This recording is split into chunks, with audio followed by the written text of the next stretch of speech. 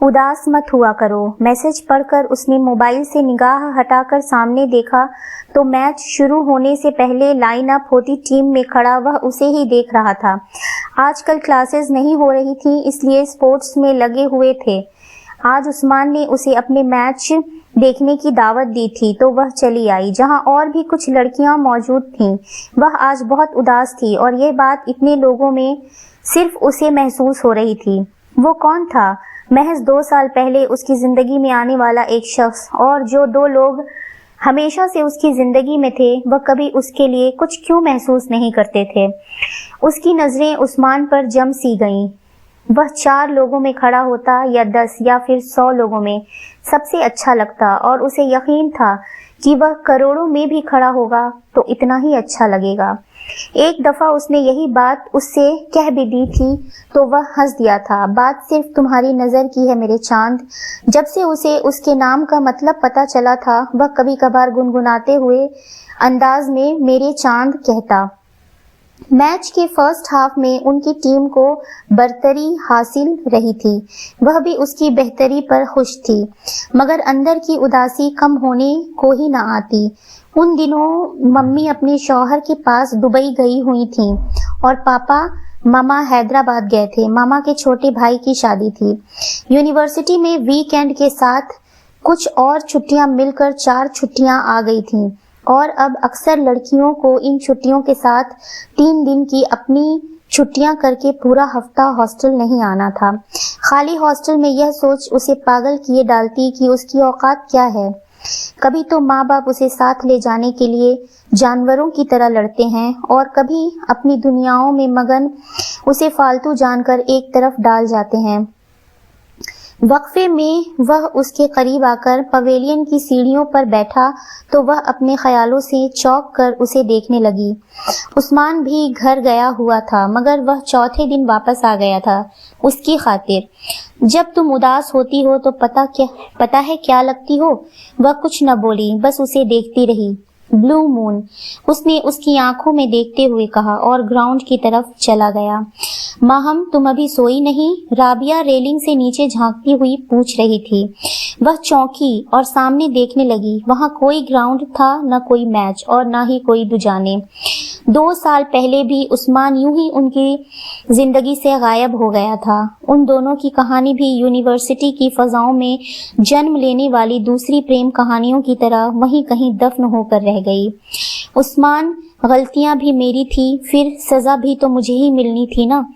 یہ میری غلطی ہی تو تھی کہ میں تم سے محبت کرتی رہی، تمہارے خواب دیکھتی رہی، اور تم مجھے بھی ایک مذاق، ایک تفریح سمجھتے رہے۔ تمہارا قصور نہ تھا، تمہاری تو عادت تھی کبھی بھی کسی بھی معاملے میں سنجیدہ نہ ہونے کی۔ پھر میں نے کیسے سوچ لیا کہ تم میرے لیے سنجیدہ ہو؟ میں تمہارے انداز کو، تمہاری انکہی باتوں کو محبت سمجھتی رہی اور تم میرے ساتھ کھیلتے رہے۔ ماہم، تمہیں صبح آفس نہیں جانا کیا؟ رابعہ پھر ریلنگ سے جھکی پوچھ رہی تھی۔ اس نے آہستہ سے سر ہلایا، اپنے آنسو صاف کیے اور اندر چلی گئی۔ پیپر ہو چکے تھے، اکثر لڑکیاں گھر جا چکی تھیں، فائنل ایئر کی لڑکیاں آنسو بہاتے ہوئے اور باقی خوش خوش۔ ہاسٹل میں اب بہت کم لڑکیاں نظر آتی۔ ریدا اور وہ دونوں مل کر پروجیکٹ بنا رہی تھیں۔ عثمان کو اس نے ان دنوں میں جب بھی دیکھا پتہ نہیں کیوں اسے کچھ پریشان سا لگا۔ اس نے جب بھی پوچھا اس نے مسکرا کر اس کا وہم بتایا۔ کبھی وہ یہ کہہ دیتا کہ پروجیکٹ میں مصروف ہے اس لیے نیند پوری نہیں ہوئی۔ ماہم اس کے کسی بھی جواب سے مطمئن نہ ہوتی تھیں، مگر نہ چاہ کر بھی یقین کرتی رہی۔ آج کل تو تم بلو مون لگ رہے ہو، ماہم نے ایک دن کہا تو وہ بہت دیر تک اس کی صورت دیکھتا رہا اور پھر ہلکا سا مسکرا کر کوئی اور بات کرنے لگا۔ جس دن پروجیکٹ کی نمائش تھی اس دن سب کی جان نکلی ہوئی تھی۔ وی سی کو عثمان کا پروجیکٹ سب سے زیادہ پسند آیا۔ وہ آدھے گھنٹے تک اس سے بات کرتے رہے۔ بعد میں ماہم کو پتا چلا کہ اسے اس ڈپارٹمنٹ میں لیکچررشپ کی آفر وہ اسی دن دے گئے تھے۔ اس دن وہ بہت خوش ہوئی تھی اور سوچ رہی تھی کہ خواہ مخواہ وہ عثمان پر غصہ کرتی رہتی ہے، اسے تو رزلٹ آنے سے بھی پہلے کامیابی مل گئی، مگر عثمان کی خوشی کہیں سے بھی ظاہر نہ ہو رہی تھی۔ اور جب اس نے اس پیشکش کے بارے میں پوچھا کہ اس کا فیصلہ کیا ہے تو تو بھی ابھی اس نے سوچا نہیں کہہ کر ٹال گیا۔ وہ سب اپنے اپنے گھروں کو لوٹ گئے۔ ماہم منتظر ہی رہی، مگر عثمان پہلے کی طرح جاتے ہوئے باتوں باتوں میں کوئی ایسا خوبصورت جملہ نہ کہہ کر گیا جو اس کو گھر میں بھی ہر وقت خوش رکھتا۔ پھر بھی وہ خواب دیکھتی رہی، مسکراتی رہی، اسے عثمان پر بھروسہ جو تھا۔ جلسہ ختم ہونے کے بعد وہ سب ڈگریاں ہاتھ میں لیے خوشی خوشی باہر نکلے۔ امید کے عین مطابق آفاق نے فرسٹ پوزیشن لی تھی۔ گورنر کے ہاتھ سے ڈگری لے کر اس کی گردن میں کلف لگ چکا تھا۔ ماہم دوسرے نمبر پر اور سمیہ تیسرے نمبر پر رہیں۔ تینوں کا چہرہ خوشی سے دمک رہا تھا۔ کوئی بھی پوزیشن نہ لینے کے باوجود پروجیکٹ میں سب سے زیادہ نمبر عثمان کے تھے، مگر وہ اسی طرح سنجیدہ تھا جس طرح پروجیکٹ کے دنوں میں نظر آ رہا تھا۔ کرنل عبد المجید بھی جلسہ اٹینڈ کرنے آئے تھے۔ ماہم نے انہیں سب سے ملوایا۔ آج وہ سب کو ذرا بہتر موڈ میں لگے۔ آفاق بہت اخلاق سے ان سے ملا، جبکہ عثمان بہت نارمل انداز میں تھا۔ آج کے بعد سب کو اپنی اپنی زندگی میں مگن ہو جانا تھا، پھر جانے کس کی کس سے کب کہاں کبھی ملاقات ہوتی۔ اس لیے سب نے کچھ دیر کے لیے مل بیٹھنے کا پروگرام بنایا۔ ماہم نے پاپا سے اجازت لی، سب دریا کے کنارے چلے گئے۔ آفاق اور ان کا گروپ عام طور پر انہیں جوائن نہیں کرتے تھے، مگر آج وہ بھی ان کے ساتھ گئے تھے۔ ساتھیوں، آج ہم میں سے کوئی شاید آخری بار مل رہا ہے اور کسی کو شاید عمر بھر ساتھ رہنا ہے۔ آفاق نے کھنکھار کر بات شروع کی۔ ماہم عثمان کو دیکھ کر مسکرا دی، وہ بھی اسے ہی دیکھ رہا تھا، ہلکے سے مسکرا دیا۔ ہاں، وہ بے فکری کے عیش کے دن گئے، اب تو ٹف لائف شروع ہوئی۔ نعمان بھی بہت اداس ہو رہا تھا، 4 سال کا ساتھ کم نہیں ہوتا۔ کچھ سالوں کے بعد ہمیں ان میں سے کوئی لڑکی نظر آئے گی تو وہ ہمیں پہچاننے کی صلاحیت نہیں رکھتی ہوگی۔ گود میں چڑھے بچے نے اس کا برا حال کر رکھا ہوگا۔ حشام ہنسا۔ تم لوگوں کو تو جیسے ابا نہیں بننا، تو تب تم لوگ اپنی بیویوں کی موجودگی میں بڑی شرافت کے ساتھ ہمیں باجی کہہ کر پکارو گے۔ ردا کیوں پیچھے رہتی؟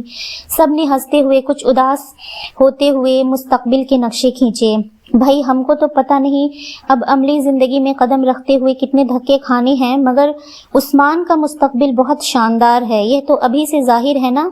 دھکے نہ کوئی رکاوٹ اور سیدھا امریکہ۔ آفاق کے کہنے پر ماہم نے چونک کر اس کی شکل دیکھی۔ عثمان نے تو اسے کبھی اپنا ایسا ارادہ نہیں بتایا۔ عثمان کی نظریں جھکی ہوئی تھی، ہر کوئی اسے منہ کھولے تک رہا تھا، اور پھر اس کی نظر ماہم پر اٹھی۔ یہاں موجود عثمان اور ماہم کے دوست تو جانتے ہی تھے، مگر باقی سب کو بھی اندازہ تھا کہ ماہم اور وہ چاہے عام جوڑوں کی طرح ہر وقت لان میں کسی گوشے میں ایک دوسرے کے ساتھ سر جوڑے نہ بیٹھے ہوں، کیمپس میں ایک دوسرے کے ہاتھوں میں ہاتھ دیے نہ گھومتے ہوں، مگر ایک دوسرے کے ساتھ سنجیدہ ہیں۔ عثمان کی خاموشی کیا ظاہر کر رہی تھی؟ کلاس میٹ حیرت سے اس کی طرف دیکھ رہے تھے۔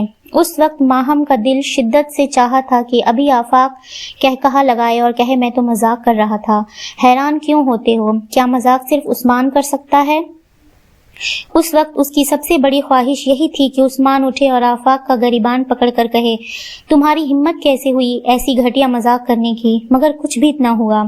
آفاق نے کہا لگایا، نہیں۔ عثمان نے اٹھ کر اس کا گریبان پکڑا۔ ماہم سے اور ایک لمحہ بیٹھنا بھی ناممکن ہوا۔ وہ اٹھ کر بھاگتے ہوئے سیڑھیوں کی طرف بڑھی۔ کسی کی اتنی ہمت نہ ہوئی کہ اسے روک سکے، یہاں تک کہ عثمان بھی اپنی جگہ سے حرکت نہ کر پایا۔ ایک دفعہ تو اس کا دل چاہا وہ اس دریا میں چھلانگ لگا دے۔ آفاق نے بھاگ کر سیڑھیاں اترتے ہوئے ماہم اور چپ چاپ بیٹھے عثمان کو دیکھا۔ اس کے ہونٹوں پر وہی مسکراہٹ آئی جو ایک فاتح کے چہرے پر آتی ہے۔ کیا کہا تھا ماہم نے اس دن کوریڈور میں کھڑے ہو کر؟ آفاق کوئی آسمانوں سے اتر کر نہیں آیا عثمان، تم آفاق سے کئی گنا زیادہ ذہین ہو، قابل ہو، بس کچھ سیریس ہو جاؤ، پڑھائی کو پورا وقت دو، پھر آفاق تمہارے سامنے کیا چیز ہے۔ اس دن وہ بھی پیپر دے کر وہاں پہنچا تھا اور یہ الفاظ سن کر اس کے سینے میں آگ بھڑک اٹھی تھی۔ آج اس نے تعلیمی میدان میں اس کو ہرایا تھا اور زندگی میں بھی۔ آج آفاق کی دوہری جیت تھی۔ دوستو، اگر آپ کو میری اسٹوری اچھی لگی ہو تو پلیز میرے چینل کو سبسکرائب کیجیے، میری اسٹوری کو لائک کیجیے اور شیئر کیجیے، اور پلیز مجھے کامنٹ کر کے بتائیے کہ آپ کو میری اسٹوریز کیسی لگتی ہے۔ Thank you for watching.